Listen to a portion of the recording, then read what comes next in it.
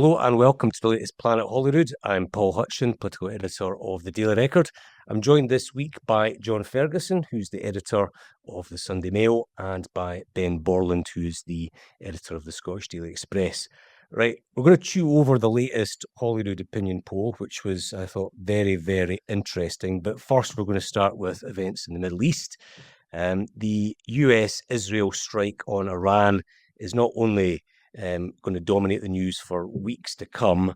But I think it's worth pointing out that at times like this, when you've got a huge global story, John, Holyrood does seem quite small beer.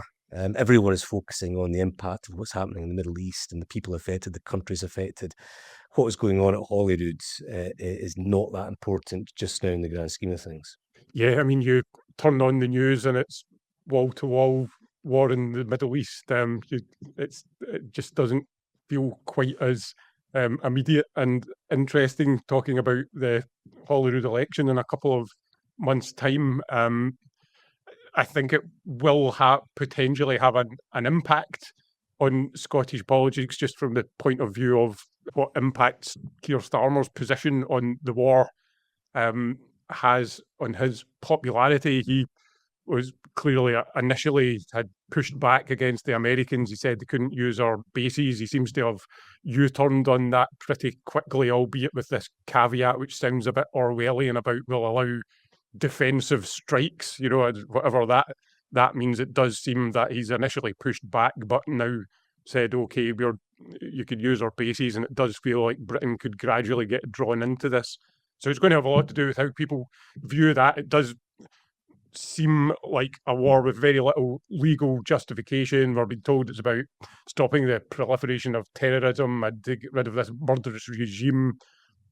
To me, it seems like a war of aggression, and it's about control of the Middle East and its resources. And, I'm no fan of theocratic dictatorships, but there's plenty of them in the world. We're not getting involved in wars to remove, and I suspect that America, Donald Trump could live to regret this intervention, and Keir Starmer potentially will as well. It's going to be really interesting to see where John Swinney decides to place himself on this.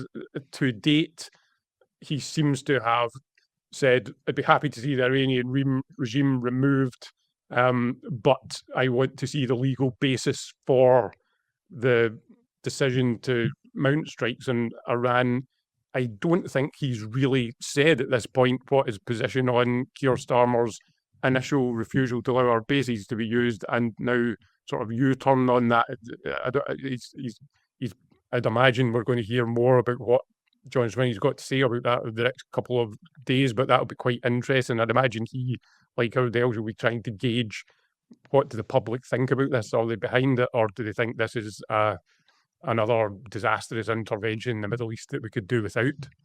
Ben, the Prime Minister and the President of the US have fallen out over this. I think that Trump said that Starmer is no Churchill. He's not wrong. And the basis of this is that the UK didn't help initially. Now they're helping reluctantly. Do you think that this reluctance on the part of the Prime Minister is maybe the legacy of Iraq? Could be. I did want to just jump back to John Swinney. I think my view would be John Swinney should, to borrow a well-worn phrase from the Holyrood playbook, get back to the day job. He's the First Minister of and the leader of a devolved administration with power over education, justice, local authorities, health. That's his remit. He has no remit over defence, and he has no remit over foreign affairs. Arguably, the only person from the SNP who should be leading this is Stephen Flynn, because he's the leader at Westminster. Foreign affairs, defence, international affairs are all reserved to Westminster. John Swinney... Yeah, he can express a view, though. Well, he can express a view, but he's made one statement, and I think that's about it so far. But he should be expressing a view about the things he can control. Well, I mean, he is the First Minister of Angus Scotland. Robertson claims that the USA are listening to him. I mean, it's ludicrous. Well, I mean, they're entitled to the view. We can criticise the review, but I think to say that they should say nothing, I think, is unrealistic given where politics is? I think it's totally realistic. It's out with his remit. It will I be mean, Scots are trapped in the Middle East. I think it's well, perfectly but reasonable for the them to Prime express a view. Minister speaks for Scots trapped in the Middle East because Scots who are trapped in the Middle East are British citizens. You don't seriously expect a major war to have broken out and the First Minister of Scotland will just ignore it and say nothing. I think you should say that's a matter for my Commons leader, because obviously foreign affairs and defence are reserved to Westminster. The SNP are quick to point out when Westminster is, as they see it, butting into Scottish affairs. So why should he butt into international affairs? Surely it's perfectly reasonable for, say, Wes Streeting to criticise the SNP's record on the health service. Equally, the First Minister can comment on the UK's handling of the situation. He can comment it all. I just don't think we should pay any attention to it. Oh, I mean, I think actually you raised it, didn't you? Well, no, John raised it. Okay. John raised it. Anyway, to go back to Winston Churchill, as he isn't. I think, to be honest, Trump's he's a very mercurial character. I think he could turn around and in a few months say, Keir Starmer, wow, he's the next Winston Churchill. So people who are saying that the special relationship's finished, I don't think so. I think Trump he's a very day-to-day sort of guy, and when he doesn't get his way, if he doesn't get his voice at the front, he lashes out, and then when he does get his way, suddenly everything's changed. I mean, he's done this previously with Starmer. You know, he said the Chagos deal was great, and then he said it was stupid and the most ridiculous, and then suddenly he approved of it again. I remember when Trump got in, one of his advice, a previous advisor of Trump said, "My advice to Keir Starmer, to any other world leaders, keep your head down, ignore this guy. He's a psychopath. You might think you're getting on with him. The minute he doesn't get what he wants, he's going to turn on you." And I think that's what we're seeing happening now. Yes, yeah. I mean, it's a brutal comment. The no Churchill comment is, particularly, damning for a British Prime Minister. Starmer was against the Iraq War. He didn't think that it had a basis in international law. I think history's probably judged him to be correct on that. He loves a bit of international law, doesn't he? He does, and I think that he's been consistent on these matters. And can we really blame him for being reluctant to jump into this conflict? Well, I mean, it's very easy to get rid of a leader like that, but what comes after this? What's the exit strategy? I have no idea. I have to say, John Swinney should take a leaf out of my book, because I really don't know where this is going. It kind of caught me by Venezuela one day, and then it's Iran. It goes from country to country, just destabilizing countries, making a mess. I mean, I think you do need to kind of be clear here. There's no America is acting like a gangster state at the moment. There's no comparison. Perhaps Russia is a reasonable comparison, but going about the world, kidnapping leaders, assassinating leaders, changing regimes. This is not normal times. These are not normal things for America to be doing, and I think that it can't be a business as usual relationship that we have with America. The truth is that the special relationship has never really been that special. It's always been one way. It was really interesting to see Trump saying, well, I'm very let down by Keir Starmer. This is basically the one time Keir Starmer's not done exactly what he wanted, and Keir Starmer could reasonably come back and say, well, I wasn't very happy when you slapped some tariffs on us for no reason. I wasn't very happy when you invited Tommy Robinson over last week and started him showing around government offices. I'm not very happy about your relationship with Nigel Farage. I mean, Donald Trump's let Keir Starmer down a million times. I think just on Iran, and again, like I say, I'm not an international affairs expert, but Iran does sponsor terrorism. It backs Hamas, it backs Hezbollah. It has been I think it's Iran that's the rogue gangster state, not America. I think the question though is why now? Because Iran's been linked to Islamic terrorism around the world for years. Iran has had these proxies attacking Israel and other states for years. Why now? I think you need to get real about this. This isn't really about the terror threat from Iran. The idea that America was in some sort of imminent threat from Iran is clearly nonsense. They were at the negotiating table. Yes, there's a that nobody wants Iran to have a nuclear bomb, but this is not about that. This is about Israel and America wanting to dominate that region. Yeah, I mean, I suppose that the international community is going to have to decide on this. You know, that there is a nuclear program. They were refusing to stop it. They do sponsor terrorism.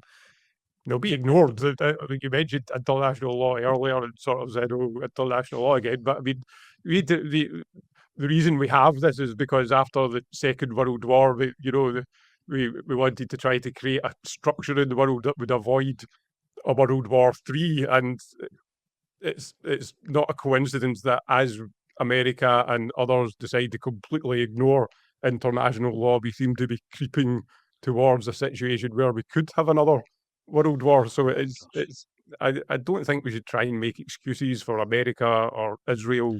No, I'm not. What's happening in Iran is wrong. I'm just saying that there are reasons, and they are reasons that can be reasonably defended. What I think is interesting is that this is the latest Holyrood election. There's 9 weeks to go. This is the latest Holyrood election that's going to be fought against the backdrop of a war. So the first Holyrood election, 1999, I think a few weeks before that, we had the intervention in Kosovo. And then in 2003, I think weeks before that, we had the invasion of Iraq. Now, my memory is that the Kosovo intervention by the Labour government actually helped Labour and harmed the SNP because of what Alex Salmond said about the intervention. In 2003, I think at the point of the Iraq war, there was probably still support for it because once we send troops into a country, people tend to support the armed forces. Labour won both those elections. Indeed. So I don't think that this conflict is going to have any bearing on the election in 9 weeks' time, but it does show that international affairs, international events do sort of collide with the Holyrood election. Yeah. I mean, the one way I could see this war potentially having a bit of an impact would be if over the next 2 months the UK really does find itself being dragged into this thing, and that results in Labour and Keir Starmer becoming a lot even more unpopular than they appear to be. That's the one way you could maybe see there would be a benefit to the SNP, but I suspect that it's not really going to be a huge issue for Scottish voters. If I can point out, the referendum in 2014 was held against the backdrop of ISIS. I remember it well. David Haines was executed by the death cult on the Saturday before the vote. I remember covering it very well. So back to Holyrood. Last week, there were a couple of polls which were dismal for Scottish Labour. I think one of them even had Labour at 10% on the regional list. But there's a new poll today out from Ipsos, and it is much better for Labour.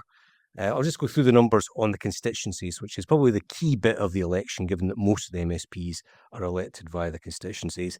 It has the SNP on a pretty impressive 36%, Labour on 20%, Reform on 16%, Lib Dems 10%, Tories 9%, Greens on 7%. Now, although that shows a 16-point lead for the SNP, a couple of points I would make about it. Labour are up by 4 compared to the previous Ipsos poll.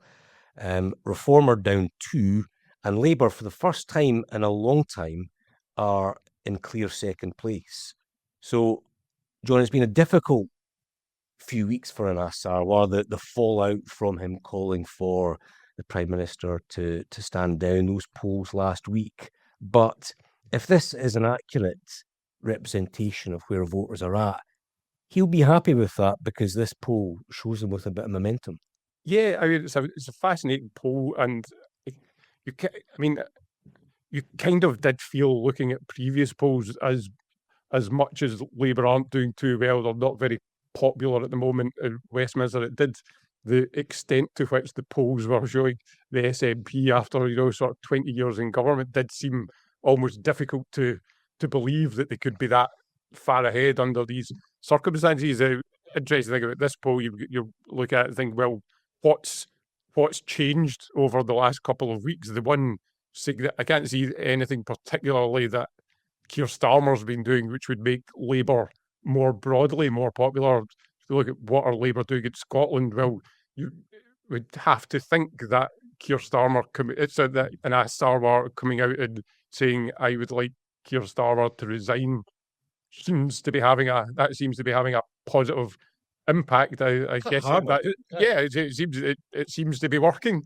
I mean, the other thing that I think Labour are doing is working really hard on the ground at the moment. They're knocking a lot of doors. They're really trying to get out into the community and make the case, and perhaps some of that's paying off as well. It's interesting things. Are this extra support from Labour coming from? And it seems they're not taking support from the SNP. They're taking support from Reform. Oh, here's the thing. So the constituencies, they're up 4, and at the same time, the Tories and Reform are down 4 between them. So it's clear, I think, there's a move away from the two centre-right parties, or centre-right and right-wing parties, to Scottish Labour in this poll. Hopefully, I would certainly hope that this is a sign that the Reform bandwagon is running out of steam a bit, that there was always going to be a ceiling on that surge in support for Reform, and that people are having a second thought and looking at the kind of things the party stand for, looking at what they think about the NHS, these things that are really important to people's lives outside of the, immigration and the things that they like to talk about the most, and that perhaps people are looking at it and thinking, actually, these guys aren't for me after all. Well, perhaps. Before I get your take, Ben, so I'll ask you what you think about that poll. I'll just give you the regional list numbers as well. So the SNP 26, Labour 19, Scottish Greens 16, Reform 14, Tories 11, Lib Dems 10. So even on the regional list, there's only a 7-point gap between the SNP and Labour. Yep, yeah. I mean, Labour does seem to be getting closer. I mean, just on Reform, obviously we've not had the manifesto yet. Or candidates, not a single candidate. Well, we don't have the candidates. I think there's the 26th of March is the deadline. So perhaps, I mean, I spoke to Malcolm Offord last week. He does have some good ideas. I disagree with the idea that this is a sort of far-right party and it's a one-issue party. If he can put some of his ideas about bringing, boosting the economy, getting people back into work, making sure that work pays, if he can put some of that into a manifesto that works, look, then people might come back. Regardless of whether you believe that to be true or not, you want, as the Daily Express, rid of the SNP. Yes. That is your priority. So you vote for Reform on the constituencies is helping the SNP. There's no dubiety about that. And, there's only 2 people who can be First Minister. It's John Swinney and Anas Sarwar. Well, Malcolm Offord says he can, But who would vote for him as First Minister other than Reform MSPs? You're going to need, if you want to get over the line in the First Minister vote, you're going to need other parties to back you. There is no chance that he's going to be First Minister. It's between Sarwar and Swinney. So you think if Reform ended up with the most MSPs, he wouldn't get a chance to be First Minister? No, I think everyone else would basically gang up. Surely that's just a denial of democracy. That's not two how things. Two things. I mean, there's no suggestion that they're going to win the most MSPs. Clearly, some polls show them in clear second place, but there's no chance that they're going to be in first place. I mean, I think the thing I'd like to see from Reform, and I did ask Mr. Offord this, and he, he's having none of it. I'd like to see that where Express readers and people who want to get rid of the SNP, where to vote tactically for Reform, because there will be constituencies where they're ahead of Labour. Where there was the mega poll showed that they were in second place in quite a number of constituencies. So we know where. I mean, we've discussed it on here, and you've had great fun at my expense because I voted Lib Dem because it's tactical. I vote tactically. Everyone in East Dunbartonshire knows the tactical vote is Lib Dem. Everyone in North East Fife knows the tactical vote is Lib Dem. Everyone in Dumfries and Galloway knows the tactical vote is Conservative. everyone in Glasgow and the Central Belt. This is what we need. Where is Labour strongest? Where is Reform strongest? That's what the Express is going to try and help and discover over the next few weeks. The Labour Party and the Lib Dems will never vote for Malcolm Offord as First Minister ever in a million years, right? However, the Tories and Reform, I think, would vote for Anas Sarwar in a First Minister vote. So that's where you either have an SNP First Minister or a Labour First Minister. There's no shortcut and there's no third option there. I think that would be a travesty if, and I mean, I get that it's a big if, and it's at the moment looks very unlikely, if Reform were to get the most MSPs and the other parties were then to deny the will of the electorate.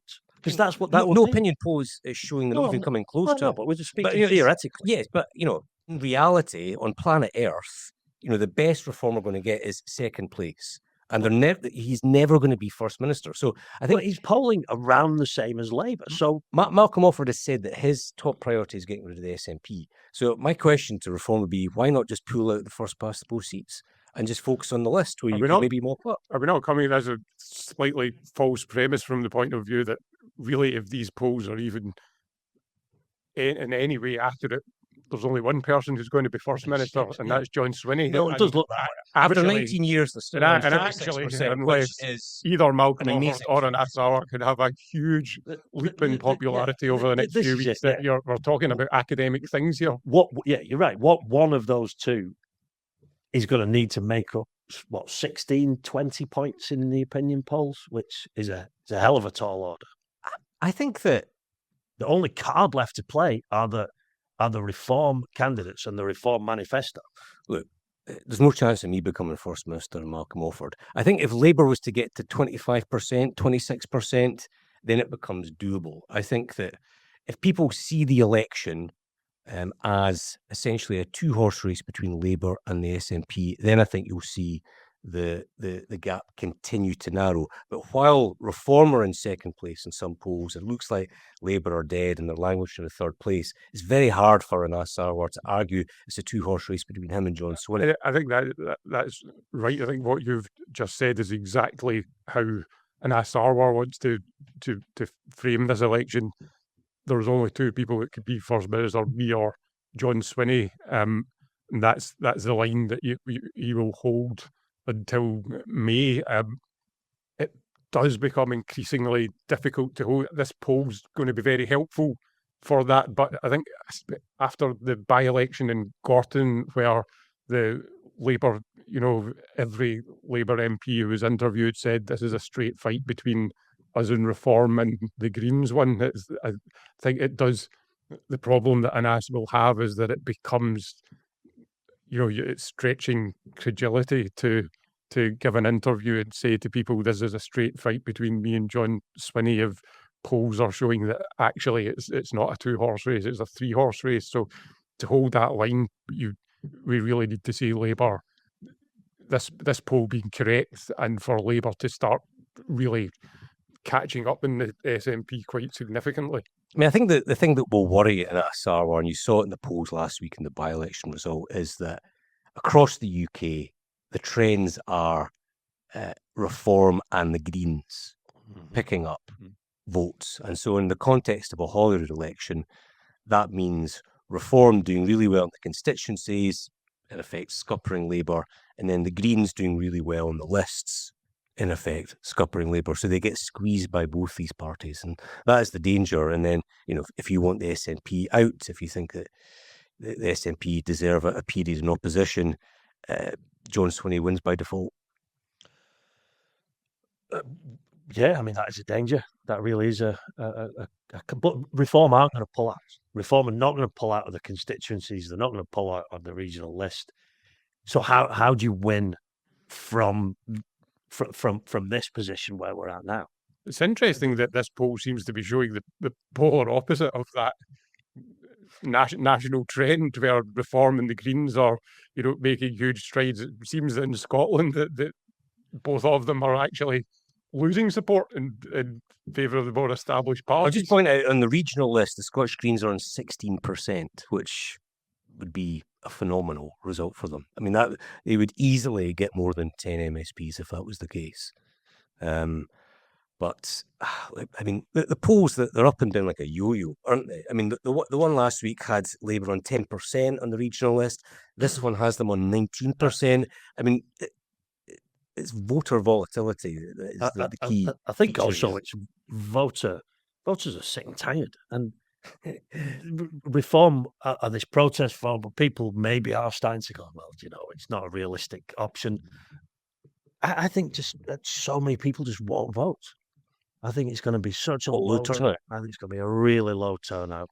I mean, personally, I think the best option and the best policy platform I've seen, and you're not going to be that surprised. I think it's the Scottish Conservatives. I think they've got good policies across the board. I remember them, yeah. How are they doing? They're certainly starting from a low. Things can only get better. Are they still going? I just think that, of all the policies, and we've not seen the Reform Manifesto, but we know what's going to be in it. I think for Express readers, the Tories are the best bet, but they're so low down, I just don't know what. Yeah, no, just to give you their numbers again, Ben, 9% Conservative on the constituencies and 11% on the regional list. But the thing with national opinion polls is they don't take into account regional tactical voting. And people in those Tory constituencies, West Aberdeenshire and Kincardine, down in the borders, they know who to vote for.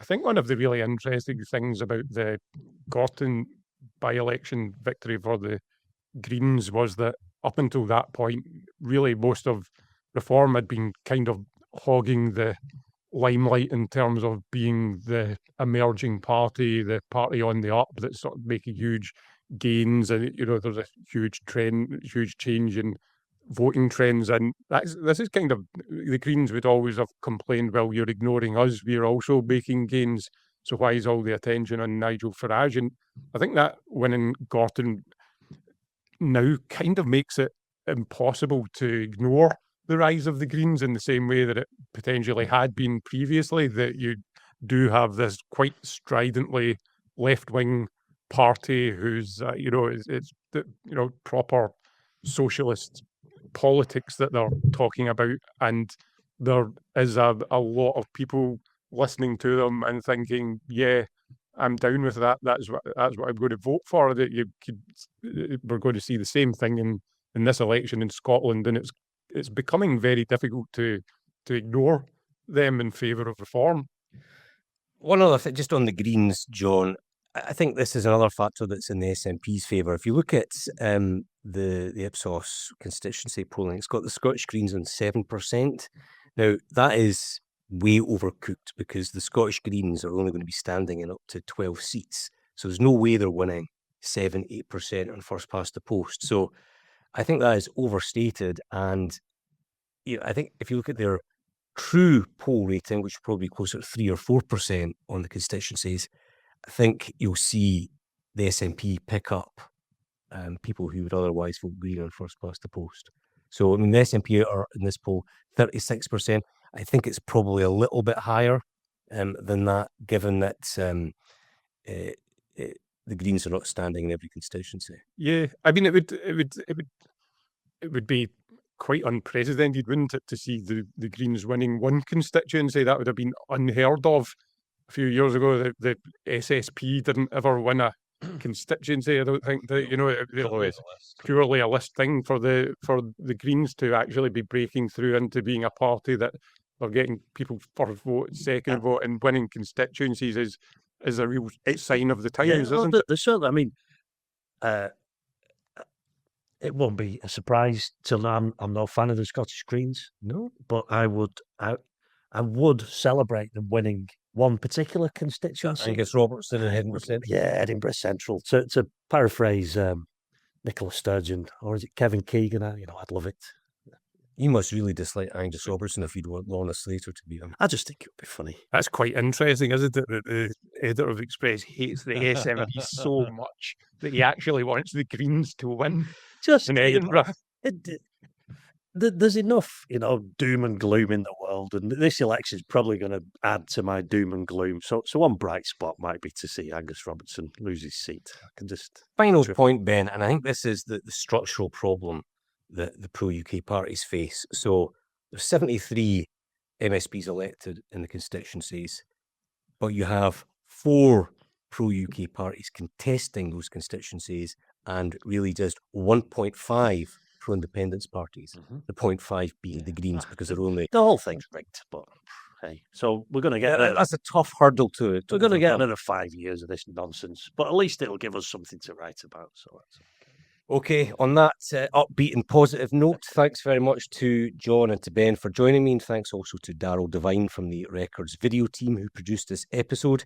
You can listen to Planet Holyrood on Spotify or Apple Podcasts, or watch it on the Daily Record YouTube channel. Don't forget to follow us on Instagram and TikTok for the latest news and the best bits of the podcast. We will never turn our back on a single sport. We've got to wrestle with those challenges. This is the same nonsense we have heard time and time again. This is our country. Let's fix it together.